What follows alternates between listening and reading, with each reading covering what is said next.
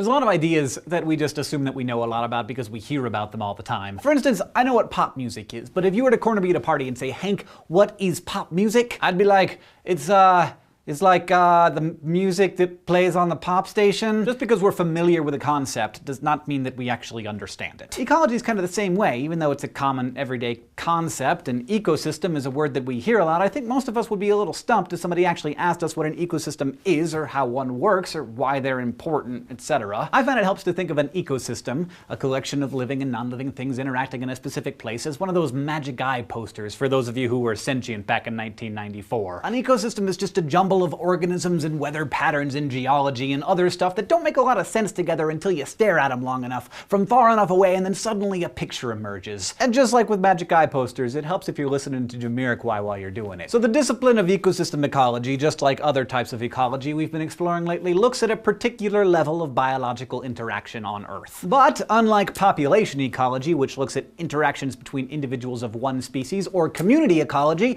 which looks at how bunches of living things interact with each other, ecosystem ecology looks at how energy and materials come into an ecosystem, move around in it, and then get spat back out. In the end, ecosystem ecology is mostly about eating, who's eating whom, and how energy, nutrients, and other materials are getting shuffled around within the system. So today, we're setting the record straight. No more not understanding how an ecosystem works, starting now.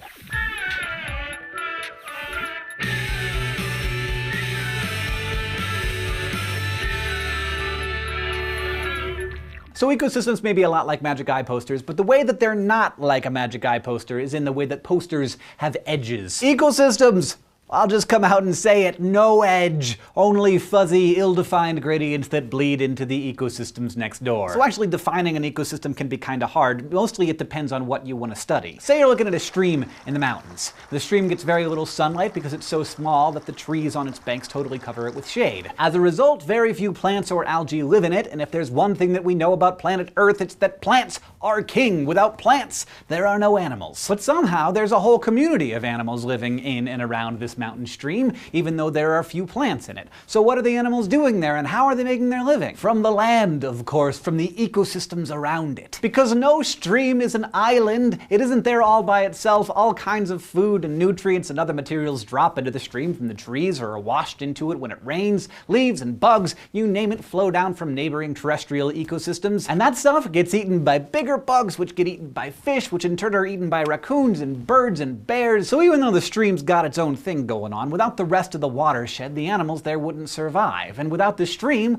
plants would be thirsty and terrestrial animals wouldn't have as many fish to eat. So where does the ecosystem of the stream start and where does it end? This is a perennial problem for ecologists because the way it works, energy and nutrients are imported in from someplace, they're absorbed by the residents of an ecosystem and then passed around within it for a little while and then finally passed out, sometimes into another ecosystem. This is most obvious in aquatic systems, where little streams eventually join bigger and bigger waterways until they finally reach the ocean. This flow is a fundamental property of ecosystems. So at the end of the day, how you define an ecosystem just depends on what you want to know. If you want to know how energy and materials come in, move through, and are pooped out of a knot in a tree that has a very specific community of insects and protists living in it, you can call that an ecosystem. If you want to know how energy and materials are introduced to, used, and expelled by the North Pacific Gyre, you can call that an ecosystem. And if you want to know how energy and materials move around a cardboard box that has a rabbit and a piece of lettuce in it, you can call that an ecosystem. I might tell you that your ecosystem is stupid, but go ahead, do whatever you want. The picture you see in an ecosystem's magic eye is actually dictated by the organisms that live there and how they use what comes into it. An ecosystem can be measured through figuring out things like its biomass, that is the total weight of living things in the ecosystem, and its productivity, how much stuff is produced and how quickly stuff grows back, how good the ecosystem is at retaining stuff. And of course all these parameters matter to neighboring ecosystems as well, because if one ecosystem is really productive, the ones next door are gonna benefit. So, first things first, where do the energy and materials come from? And to be clear, when I talk about materials, I'm talking about water or nutrients like phosphorus or nitrogen, or even toxins like mercury or DDT. Let's start out by talking about energy, because nothing lives without energy, and where organisms get their energy tells the story of an ecosystem. You remember physics, right? The laws of conservation state that energy and matter can neither be destroyed or created. They can only get transferred from place to place to place. The same is true of an ecosystem. Organisms in an ecosystem organize themselves into a trophic structure, structure, with each organism situating itself in a certain place in the food chain. All of the energy in an ecosystem moves around within this structure, because when I say energy, of course I mean food. For most ecosystems, the primary source of energy is the sun, and the organisms that do most of the conversion of solar energy into chemical energy, you know this one. Who rules the world?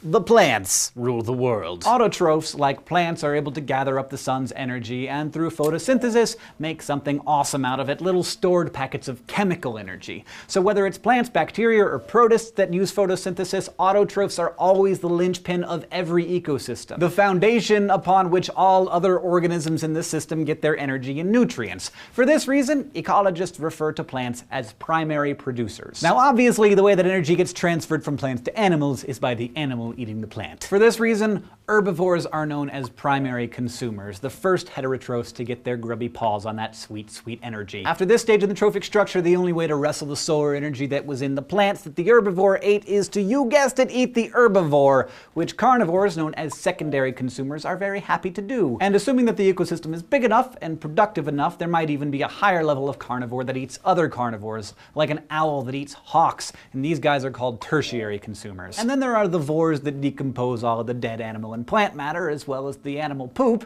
detritivores. These include earthworms and sea stars and fiddler crabs and dung beetles and fungi and anything else that eats the stuff that none of the rest of us would touch with a 3-meter pole. So that's a nice hierarchical look at who's getting energy from what or whom within an ecosystem. But of course, organisms within an ecosystem don't usually abide by these rules very closely, which is why these days we usually talk about food webs rather than food chains. A food web takes into consideration that sometimes a fungus is going to be eating nutrients from a dead squirrel, and other times squirrels are going to be eating the fungi. Sometimes a bear likes to munch on primary producers, blueberry bushes, and other times it's going to be snacking on secondary consumer, like a salmon. And even at the tippy top, predators get eaten by stuff like bacteria in the end, which might or might not be the same bacteria that eat the top predators' poopies.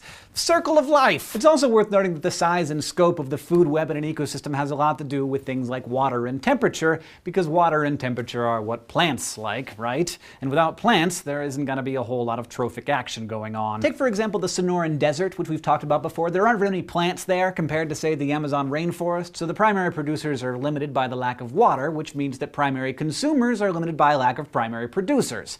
And that leaves precious few secondary consumers, a few snakes, some coyotes, and hawks. All this adds up to the Sonoran not being a terribly productive place, compared to the Amazon at least, so you might only get to the level of tertiary consumer occasionally. Now all this conversation about productivity leads me to another point, about ecosystem efficiency. When I talk about energy getting passed along from one place to another within an ecosystem, I mean that in a general sense. Organisms are sustaining each other, but not in a particularly efficient way. In fact, when energy transfers from one place to another, from a plant to a bunny, or from a bunny to a snake, the vast majority of that energy is lost along the way. So let's take a cricket. That cricket has about 1 calorie of energy in it. And in order to get that 1 calorie of energy in it, it had to eat about 10 calories of lettuce. Where did the other 9 calories go? It is not turned into cricket flesh. Most of it is used just to live, like to power its muscles or run the sodium-potassium pumps in its neurons. It's just used up. So only the 1 calorie of the original 10 calories of food is left over as actual cricket stuff. And then, right after his last meal, the cricket jumps into a spider web and is eaten by a spider, who converts only 10% of the cricket's energy into actual spider stuff. And don't get me started on the bird that eats the spider. This is not an efficient world that we live in. But you want to know what's scary efficient? The accumulation of toxins in an ecosystem. Elements like mercury, which are puffed out of the smokestacks of coal-fired power plants, end up getting absorbed in the ocean by green algae and marine plants. While the tiny animal that eats the algae only stores 10% of the energy it got, it keeps 100% of the mercury. So as we move up the chain, each trophic level consumes 10 times more mercury than the last.